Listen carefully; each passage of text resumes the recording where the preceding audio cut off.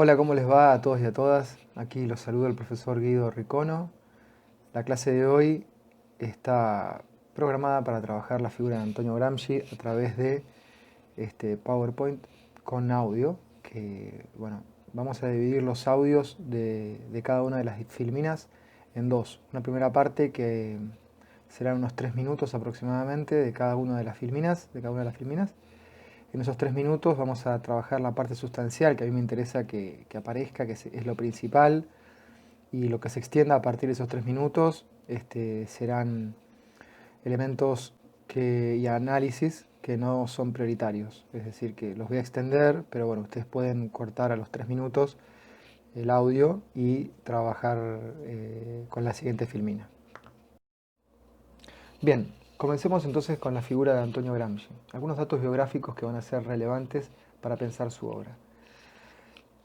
Inicialmente hay que decir que Gramsci escribió en contexto de libertad hasta 1926, año en el cual cayó preso de la cárcel fascista de Antonio Mussolini y hasta 1937 estuvo encarcelado. En esos 11 años escribió también un montón de cosas que son muy conocidas y que fueron recopiladas en el formato conocido como Cuadernos de la Cárcel y en algunos libros también. Pero como estaba preso entre el 26 y el 37, Gramsci escribía donde podía, en papel higiénico, en papeles sueltos, en madera, en lo que tuviera, en libros que tenía para leer.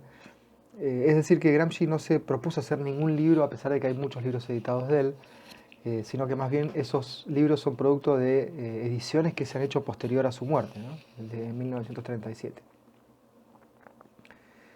Lo que sí escribió Gramsci fueron artículos, ensayos previo a 1926, porque él era un militante del Partido Socialista Italiano, después fue militante del Partido Comunista Italiano, y ahí escribió ensayos, algunos textos importantes, la mayoría de ellos vinculados con la realidad italiana y la realidad europea de principios del siglo XX. En relación a los datos biográficos, vamos a partir de su vida y su infancia, porque también me parece que ayuda a entender un poco de quién estamos hablando. Gramsci era sardo, nació en una isla que queda en Italia, este, y en la isla de Cerdeña. Y en esa isla del sur italiano, ustedes saben que Italia está dividida en dos, ¿no? Un norte rico y poderoso, culto, donde están la ciudad de Milán fundamentalmente, que es la meca de esa cultura italiana, más conocida mundialmente, y un sur más atrasado, ¿no? Más campesino. Gramsci viene de esa tradición, la tradición del sur. Este, y nació en esa isla, era sardo, decíamos, y tenía una familia relativamente de clase media, podemos decir, y un padre que era funcionario público. El padre era funcionario público y recibió un juicio por supuesta malversación de fondos, un juicio que a todas luces pareció ser injusto, pero eso lo obligó a Gramsci a abandonar sus estudios. No estudió, estudió de grande la escuela porque tuvo que ponerse a trabajar. Y tuvo que ponerse a trabajar en el campo, cargando un montón de cosas que tienen que ver con el trabajo rural. Y eso le generó una serie de consecuencias físicas que son fundamentales también para entender su vida. Gramsci era una persona que medía 1,55 m, era encorvado, era cabezón. Es decir, las características físicas de Gramsci son importantes pensarlas porque siempre se las enuncia al hablar de él. Era un tipo con un físico muy particular.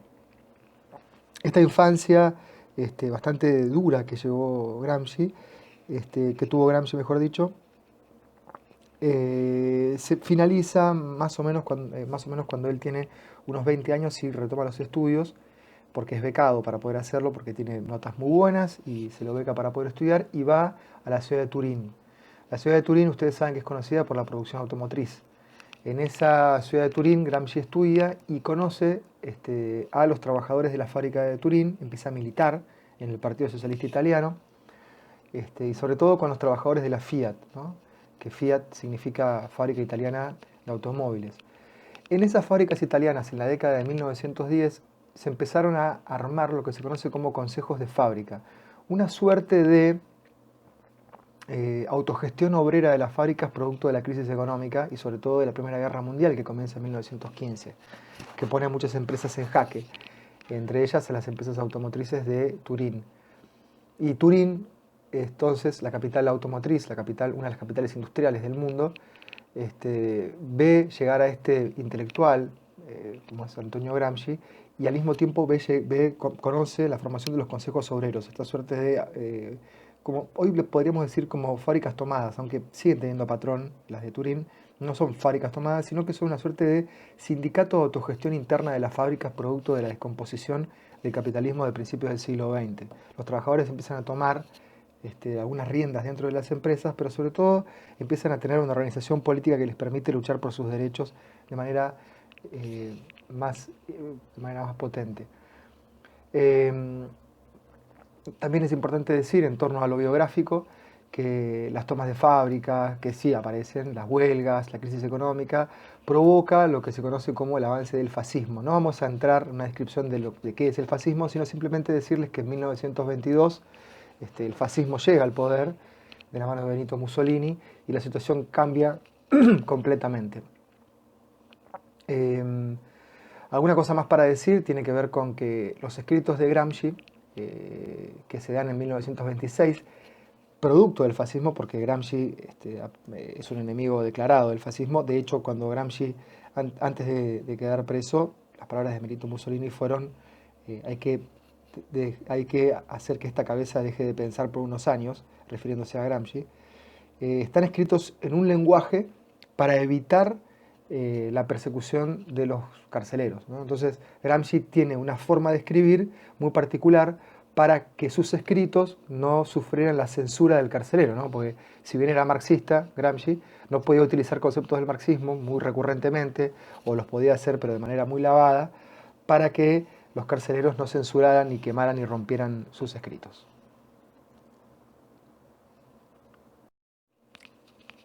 ¿Con qué se encuentra Gramsci cuando empieza a estudiar a la sociedad capitalista? ¿Con qué teoría? ¿Con qué modelo teórico es con el cual él empieza a trabajar? Y bueno, es el marxismo, ¿no? El marxismo es la teoría a partir de la cual el materialismo histórico, materialismo histórico y marxismo son sinónimos. No son sinónimos, pero vamos a hacerlo así, de este modo, para esta clase, para efectos analíticos es útil. Aquí tenemos una imagen de Marx y su estructura muy simple y muy básica de cómo pensaba la sociedad, ¿no? Yo esto lo digo porque lo traigo a colación, porque para entender a Gramsci es importante saber de dónde viene, ¿no? Y viene justamente de este tipo de análisis. Esto es simple, les decía, porque esto se puede extender mucho, podemos hacer muchas derivaciones de cada uno de estos conceptos, incluso podemos relativizarlos todos en base a la innumerable cantidad de textos que escribió Marx, pero vamos a hacerlo de un modo bien sencillo para que tenga comprensión. Marx decía que en una sociedad, o mejor dicho, en una formación económico-social, ese es el concepto que utilizaba Marx, existen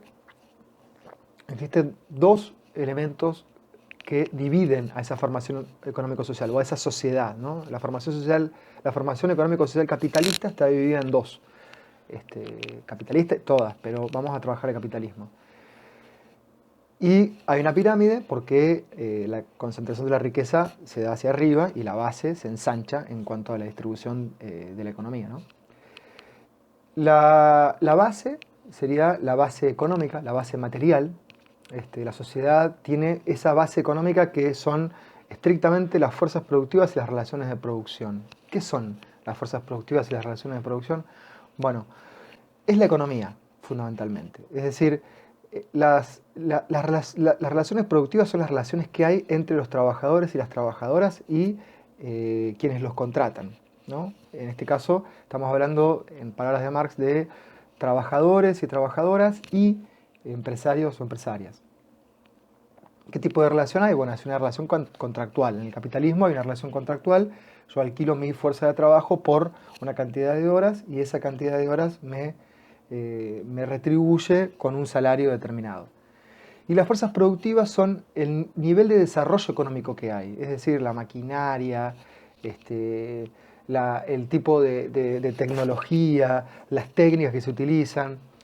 En conjunto, las fuerzas productivas y las relaciones de producción explican a la economía, ¿no? Explican cómo está organizada económicamente una sociedad.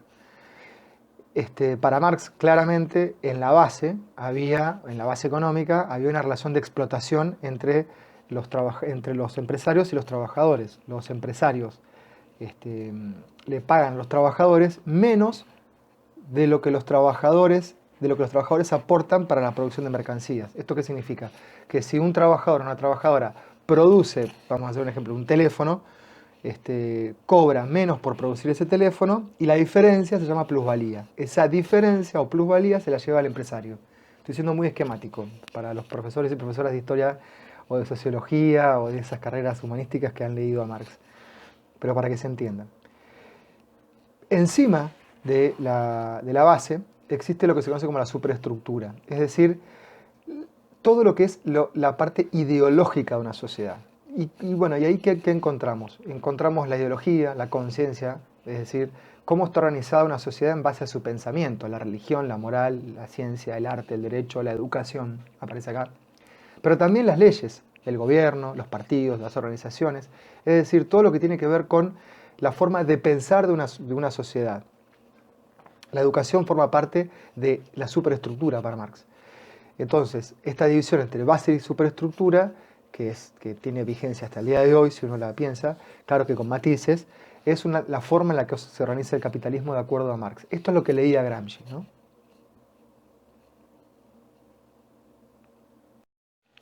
Ahora bien, ¿qué relación hay entre la base y la superestructura? Bueno, acá tenemos un gran debate que hasta el día de hoy permanece y que tiene que ver fundamentalmente con cómo se explica la sociedad en función de esta división, ¿no?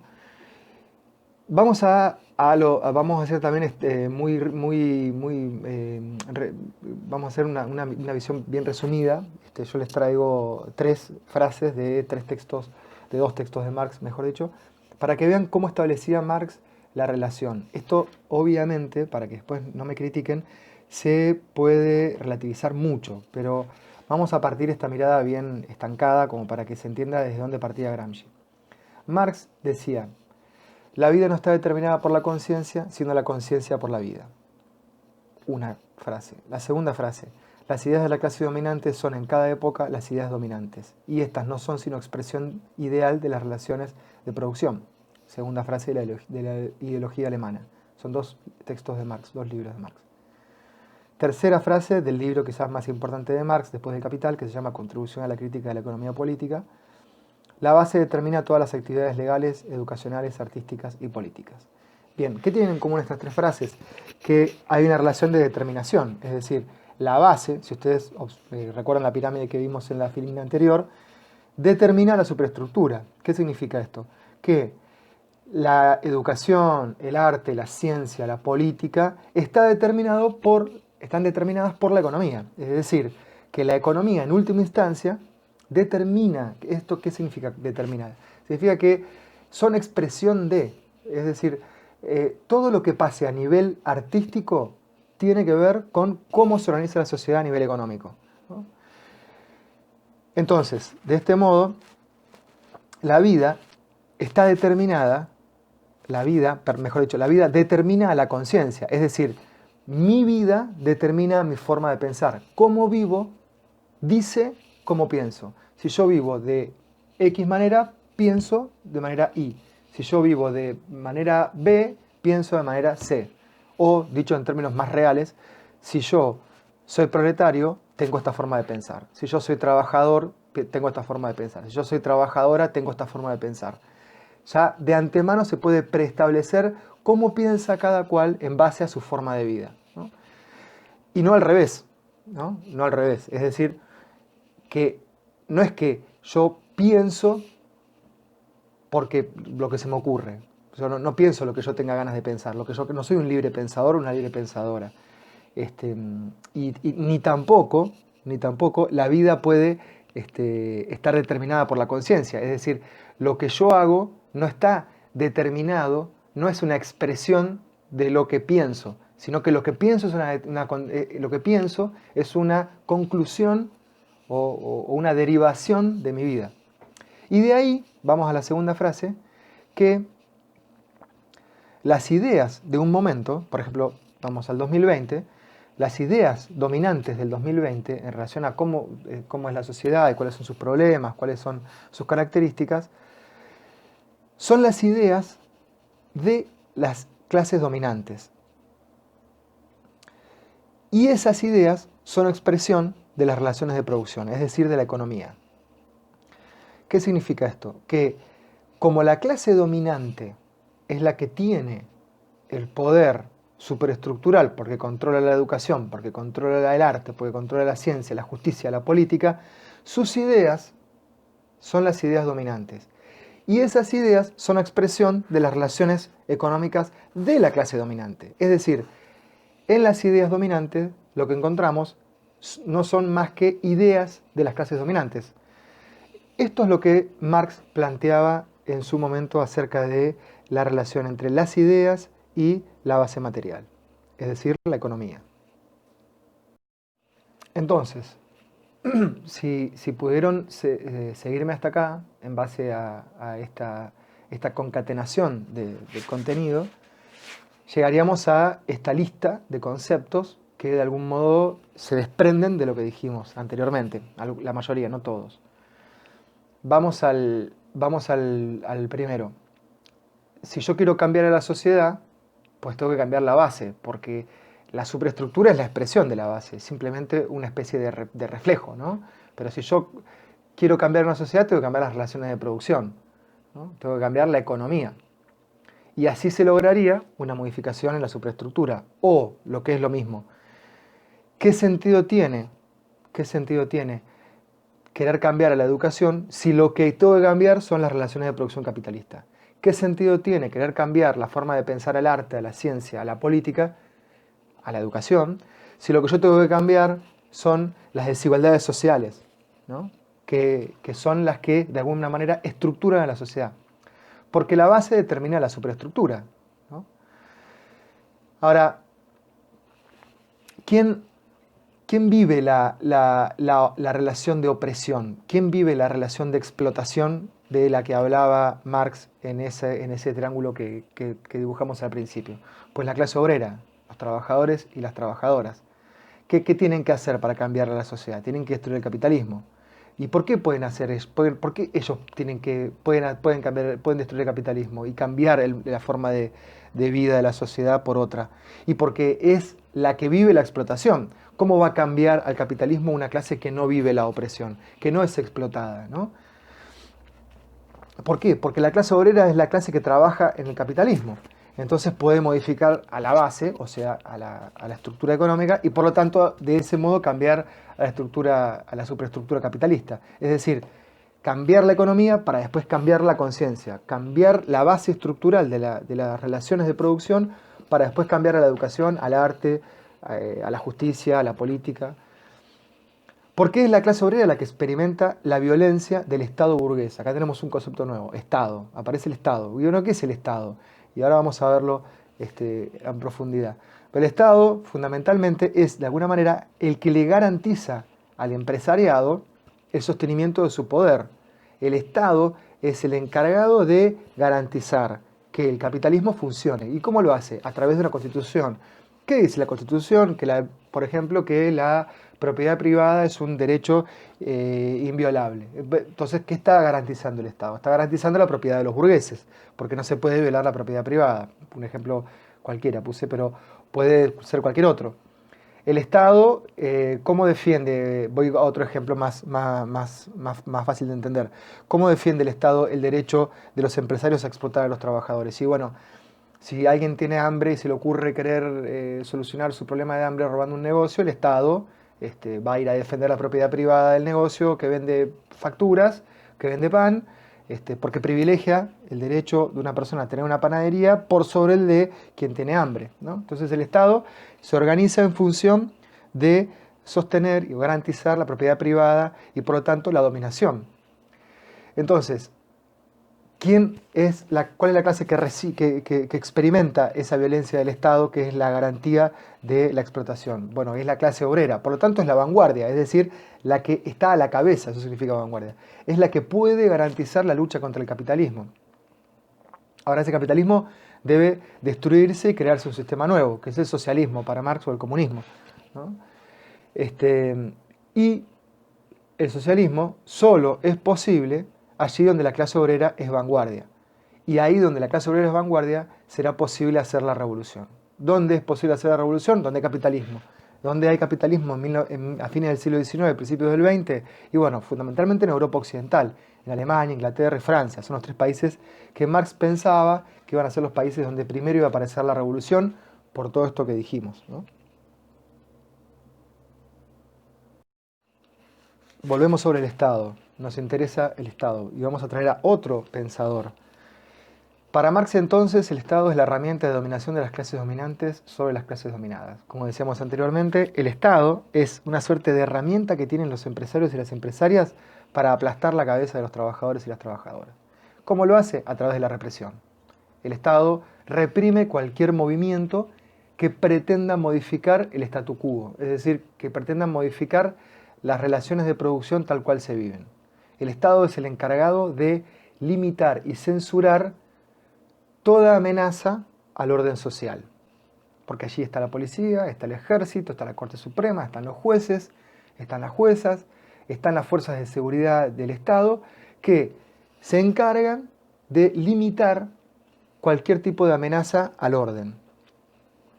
O dicho de otro modo, en Max Weber, otro pensador un poco más tardío que Marx, que lo dice de otro modo, pero también es interesante, el Estado posee el monopolio legítimo de la violencia, ¿no? Y esto es central. ¿Por qué? Porque el Estado es el único que puede ejercer la violencia. ¿Qué significa esto? Que si a mí me roba alguien comida, y el Estado dice no, y sabemos que la Constitución dice que no se puede violar la propiedad privada, yo no puedo, por mis propios medios, encarcelar a esa persona, porque el Estado posee el monopolio legítimo, es el único oferente de violencia. Es el Estado nacional, argentino para más puntualmente, y en el caso de de las policías, los estados provinciales, los únicos que pueden tener, que pueden ejercer violencia en un territorio determinado. De ahí la idea de monopolio. Legítimo, ¿por qué? Porque está legitimado, está aceptado. Lo aceptamos. Lo aceptamos y además de aceptarlo, nos parece que está bien que sea así. Vamos a ir sobre esto más adelante con Gramsci. Y por último, bueno, la conclusión que ya habíamos arribado, el Estado es la herramienta de dominación de la burguesía, ya lo dijimos, en tanto y en cuanto se propone garantizar y defender a la propiedad privada. Pues bien, con todas estas ideas en la cabeza, vamos a hacer un ejercicio de ponernos en 1920, en el lugar de Gramsci, con toda esta formación, con todos estos libros, con todas estas lecturas del Estado, de las clases sociales, de la sociedad. Y en esta imagen que les traigo lo ven a Benito Mussolini rodeado de trabajadores y trabajadoras, niños y niñas. ¿Qué es lo que pasa acá? ¿Qué es lo que ve Gramsci? Lo que ve Gramsci, que es fundamental, es que hay un montón de gente que está apoyando a Benito Mussolini, quien es la encarnación del Estado, pero además de un Estado extremadamente violento y represor. Y lo están apoyando. 1922 marca el inicio del fascismo y este movimiento, que va a ser antitrabajador y antitrabajadora por excelencia, antisemita por sobre todo y además genocida, está acompañado por un nivel de movilización popular fabuloso. Ni que hablar si si les trajera imágenes de la Alemania de Hitler, ¿no? Acá paremos un segundo. Aquí observamos otra vez una fábrica de 1923, donde todos los trabajadores están dirigiendo la mirada a Mussolini que les está hablando. Atentos. Son los Facci, se llamaban, el grupo de seguidores de Benito Mussolini. Una más, la última, trabajadores y trabajadoras en un acto público de Mussolini acompañando su alocución. Entonces tenemos aquí, frente a estas imágenes, algunos problemas, ¿no? Porque si el Estado es la herramienta de dominación, si los trabajadores y las trabajadoras son los que viven la explotación, si por ende son la vanguardia que debe cambiar el mundo, transformarlo, hacer la revolución y convertir a la sociedad capitalista en una sociedad más igualitaria. Y que eso debe comenzar por la modificación de la base, ¿no? y que lo que uno es determina lo que uno piensa, ¿no? Y que lo que yo soy termina diciendo o determinando lo que yo pienso, o lo que es lo mismo, si la base determina la superestructura. Acá tenemos un problema, porque los trabajadores italianos de 1920 viven la explotación, viven el fascismo, viven y apoyan a un gobierno que los está explotando. Apoyan a un modelo y a un Estado que violenta sus formas de vida. Entonces, cabría la pregunta que se hizo Gramsci, que yo les voy a trasladar a ustedes, es la siguiente. ¿El Estado es pura dominación violenta? ¿El Estado es pura represión y censura? Y por otro lado, entre lo que soy y lo que pienso, ¿hay una determinación? ¿Yo porque vivo de un modo pienso de un modo determinado? ¿O se puede pensar de otro modo esto? Pues bien, vamos a dirigirnos a Gramsci para ver cómo Gramsci empezó a pensar esto en relación a la educación. Entonces, si esos trabajadores y esas trabajadoras apoyan a Mussolini, no queda otra que empezar a pensar, siguiendo a Gramsci, que el Estado no es solamente violencia, el Estado no es solamente coerción. El Estado es la herramienta de dominación, sí, dice Gramsci, pero es algo más. La dominación no se sostiene solo con violencia. La dominación necesita algo más y que es fundamental para sostenerla. Vamos hacia ahí. El Estado es, para Gramsci, coerción y consenso. Es decir, el Estado es un Estado ampliado. Decimos ampliado porque reducido, si cabe la palabra, sería adjudicarle exclusivamente la tarea de la represión, de la coerción. Pero el Estado también es consenso. El Estado también es acuerdo. ¿Qué significa esto? Que el Estado acuerda la dominación, así como las clases dominantes acuerdan la dominación. Es decir, las clases dominantes y el Estado lo que hacen es garantizar que cada uno de nosotros y de nosotras automáticamente consienta el lugar que le toca, sin necesidad de estar apuntándonos con un palito o con un rifle para que lo hagamos. Sin necesidad de amenazarnos permanentemente, el Estado nos obliga a consentir, nos obliga a acordar con la dominación, ¿no? Y ustedes se preguntarán, ¿cómo hace el Estado para que yo todos los días me levante a la mañana, vaya a trabajar, que todos los días cumpla con mis tareas laborales y que proteste, pero proteste por lo adecuado, por lo que corresponde y no me salga de ciertos límites? ¿Y cómo hace el Estado para consentir? El Estado acuerda. ¿Y a través de qué aparatos acuerda? Acuerda a través de ciertos aparatos que el Estado posee y que le permiten transmitir su ideología. ¿Cuál es el más importante de todos ellos? La educación. Claro, la educación es la herramienta fundamental que posee el Estado, siguiendo a Gramsci, para transmitir las ideas de la clase dominante. La educación, a través del Estado, es la herramienta central que el Estado dispone, de la que el Estado dispone para transmitir sus ideas y para garantizar cierto orden, en este caso el orden capitalista. Ese consentimiento de la dominación, esa aceptación del lugar que me toca en el mundo, y al mismo tiempo ese correrme del lugar de protagonista de la historia y del mundo, de la sociedad en la que vivo, y hacerme vivir como un número más dentro de una sociedad gigantesca, es lo que llamamos hegemonía. Gramsci utiliza el concepto de hegemonía para incluir al consenso y a la coerción. Ojo, Gramsci no dice que el Estado solamente es consentimiento. No niega que existe la policía, las Fuerzas Armadas, la justicia, pero dice, además de todo eso, el Estado, o mejor dicho, junto con todo eso, el Estado consensúa. Cuando el Estado y las clases dominantes, por ende, se ven en una situación de amenaza a su poder, usan la violencia. Miren cómo dio vuelta Gramsci los conceptos clásicos de Marx. Es decir, el Estado es violencia, sí, pero solo la usa cuando un sector de la sociedad no acepta las ideas que el Estado está proponiendo, que las clases dominantes están proponiendo. Miren, fíjense qué interesante, ¿no? La violencia aparece solamente, según Gramsci, en momentos excepcionales, ¿no? En momentos excepcionales aparece la violencia. ¿Por qué? Porque eso significa que hay una gran parte de la sociedad que no está aceptando las reglas del juego, no está consensuando la dominación.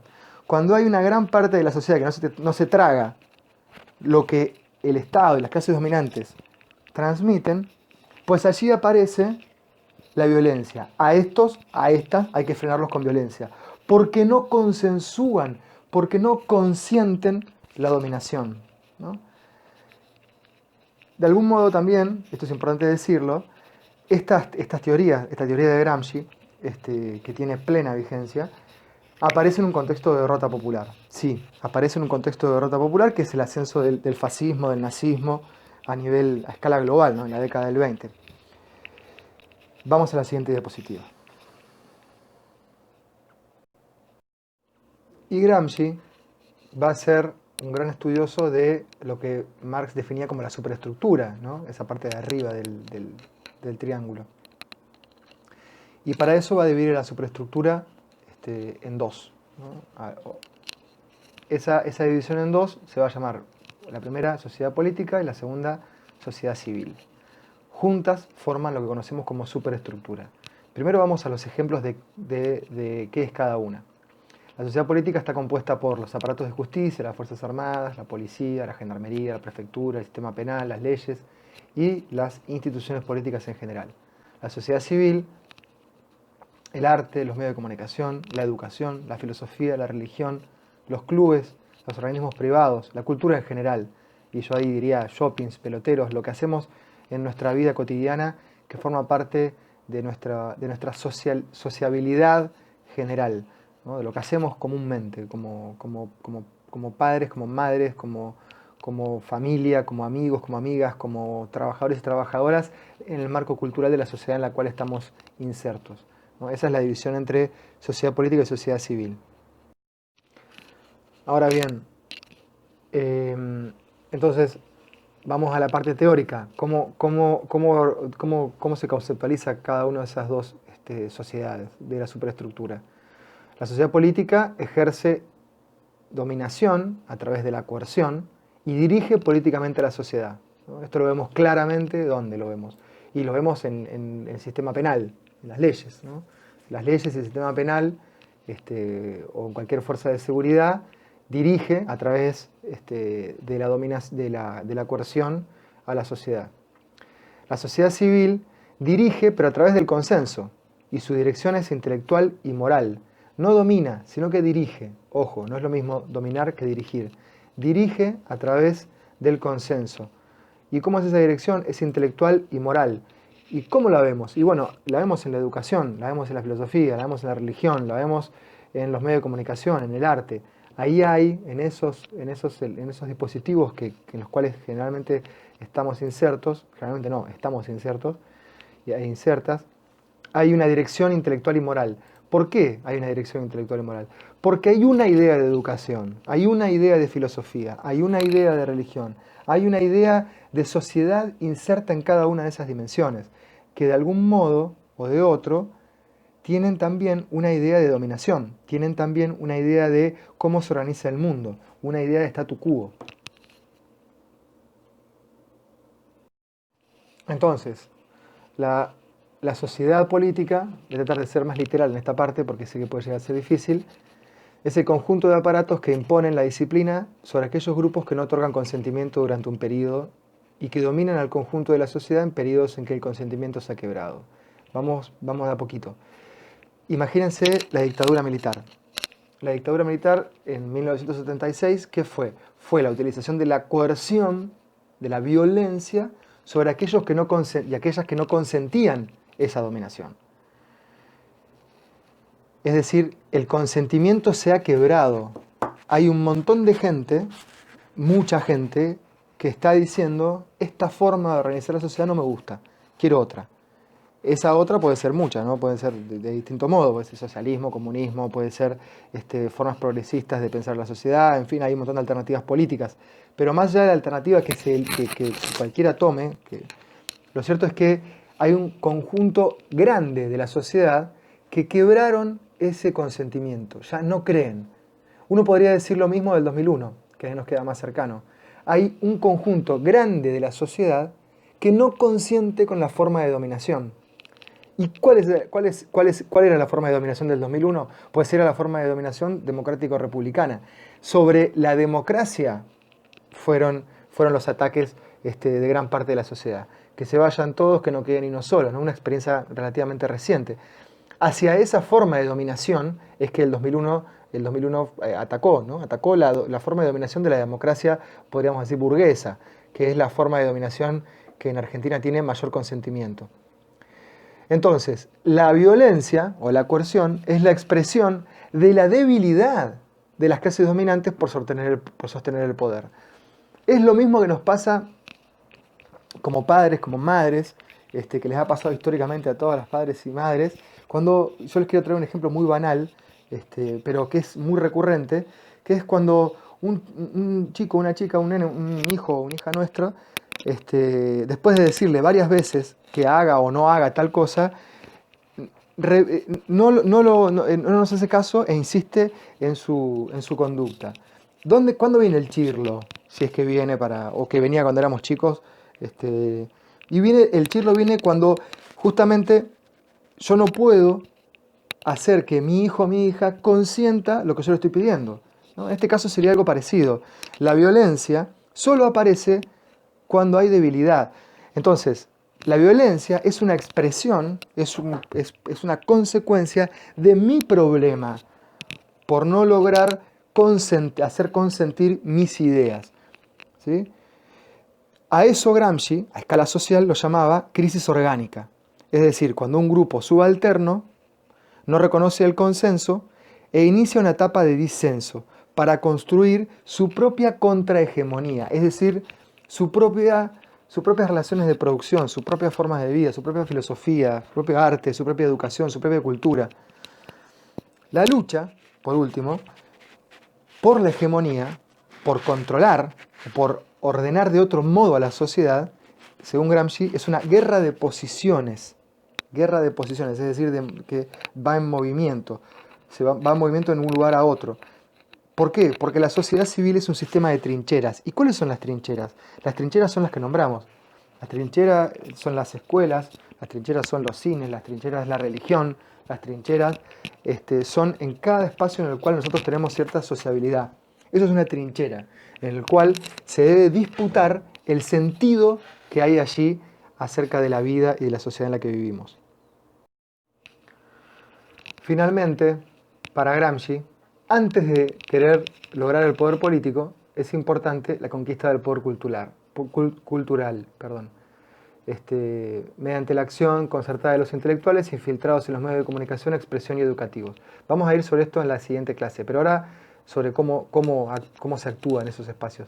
Lo concreto es lo siguiente. Antes de pretender tomar el poder, según Gramsci, lo que hay que hacer es generar las condiciones en los espacios culturales. Y allí la escuela es fundamental. ¿Por qué? Porque la escuela es una usina de organización social privilegiada. Imagínense ustedes, a lo largo del año, durante más o menos 8 meses que tienen y tenemos, 8 meses, vamos a poner un promedio de 4 horas o 5 horas diarias, hablando con personas durante 15 o 20 años de su vida. Imagínense el nivel o la capacidad que tiene ese aparato para poder transmitir ideología dominante o para transmitir o para crear ideología contrahegemónica. Bueno, hasta aquí la clase número 1. Vamos a avanzar en el foro y a través del foro la idea sería intercambiar en base a esta propuesta que les acabo de hacer llegar. Un abrazo grande, espero que tengan buena semana.